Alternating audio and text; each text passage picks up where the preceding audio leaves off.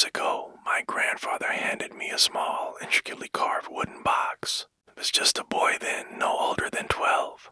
I remember the way his weathered hands trembled as he held it out to me. His eyes, usually so warm and full of life, were clouded with a heaviness I had never seen before. He looked at me with a seriousness that didn't suit the man I had known all my life. "James," he said, his voice hoarse and gravelly, "promise me you won't open this box until 30 years have passed." I had stared at the box, confused by the request. It was light, no bigger than a shoebox. It had strange symbols engraved all over it. I turned it over in my hands, examining the clasp. There was no keyhole, no lock that I could see, and no way to open it. "But why 30 years? I had asked, my curiosity getting the better of me. "What's in it?" Grandpa shook his head and placed a hand on my shoulder, his grip surprisingly firm for a man of his age. "Don't ask questions, son. Just promise me." Despite the oddness of the situation, I had nodded, unsure of what else to say. "I promise." Satisfied, Grandpa had smiled, a weak, fleeting smile, before he leaned in and whispered, "When the time comes, you'll understand.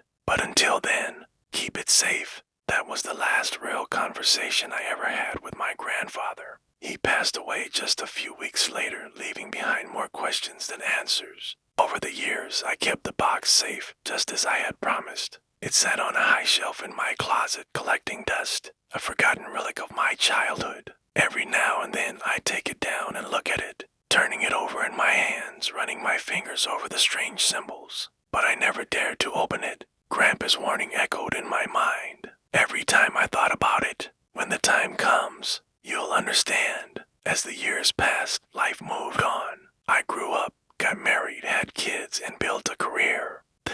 Box became less of a mystery and more of a background piece in my life, something to think about only when I was feeling nostalgic or when I happened upon it while cleaning out the closet. It wasn't until my 40th birthday, when the 30-year mark finally arrived, that the box became relevant again. It was late on the night of my birthday when I found myself alone in my study, the rest of my family having gone to bed after a long day of celebration. I had had a few drinks, nothing too heavy, just enough to make me feel warm and reflective.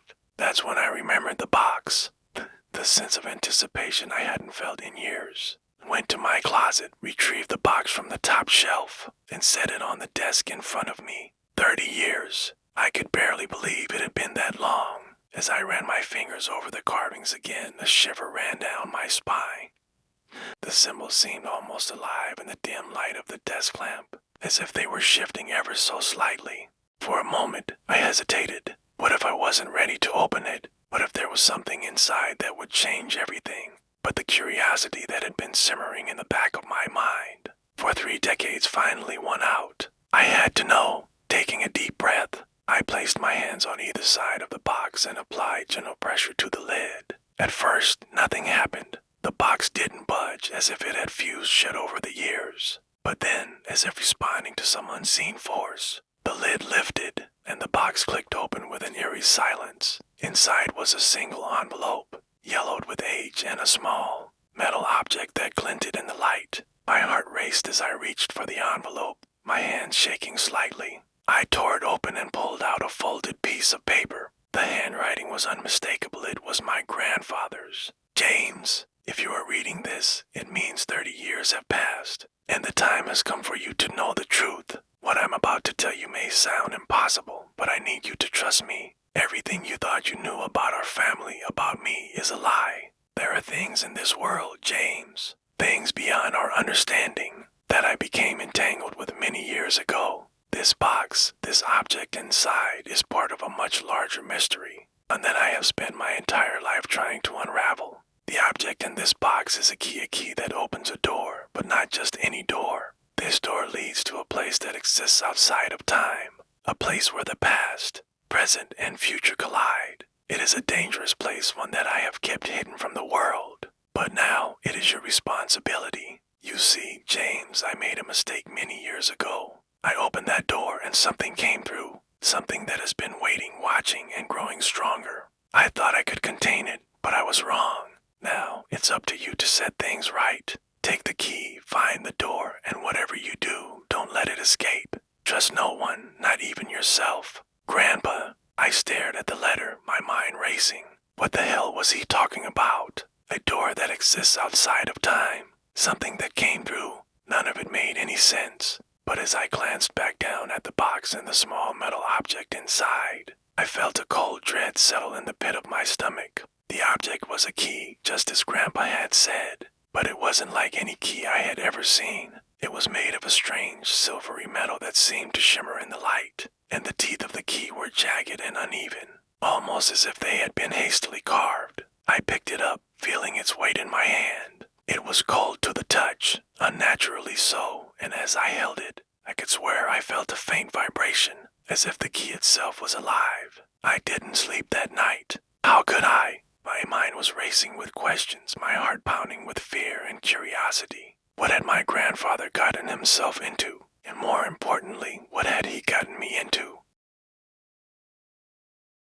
The next day, I called in sick to work and spent hours researching anything I could find about mysterious doors, otherworldly keys, or the strange symbols that adorn the box. But I came up empty. Every search led me to dead ends or crackpot conspiracy theories. It was as if whatever my grandfather had been involved with was so far off the grid that it didn't even exist in the realm of normal human knowledge. As the days passed, I became increasingly obsessed with the key and the letter. I started having strange dreams. Dreams of dark corridors, flickering lights, and a door that seemed to call to me, beckoning me to open it. Every night, the dreams grew more vivid, more intense, until I could no longer distinguish between the dream world and reality. My wife, Sarah, noticed a change in me. "You've been acting strange," she said one morning over breakfast. "Are you sure everything's okay?" I wanted to tell her the truth, to confide in her about the box, the letter, the key. But something stopped me. Grandpa's words echoed in my mind, "Trust no one, not even yourself." It was a ridiculous warning, but part of me couldn't shake the feeling that something was very, very wrong. Weeks turned into months.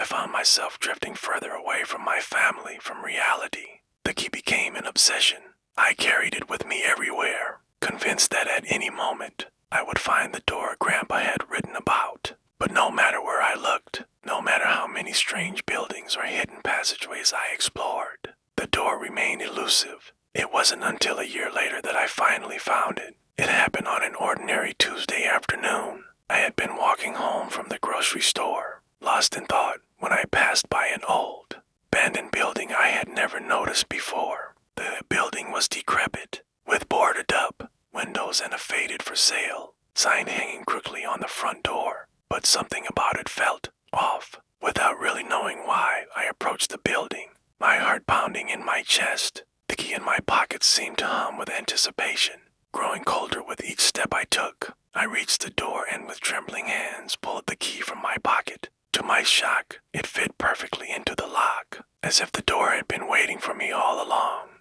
Taking a deep breath, I turned the key and pushed the door open. The air inside was thick with dust and decay, but there was something else, something ancient, something alive. I could feel it watching me, waiting. At the end of the hallway, I saw it, the door.